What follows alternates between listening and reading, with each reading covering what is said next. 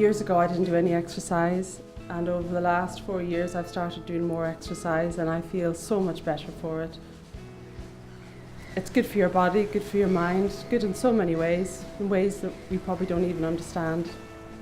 After a while you get addicted and start to see how different it is exercising outside in comparison to doing it indoors. So you get hooked after a while. You know, you're looking at the sea, you're looking at the cliffs, you're looking at other people on the beach, and the hour goes so fast. It's been very beneficial for me.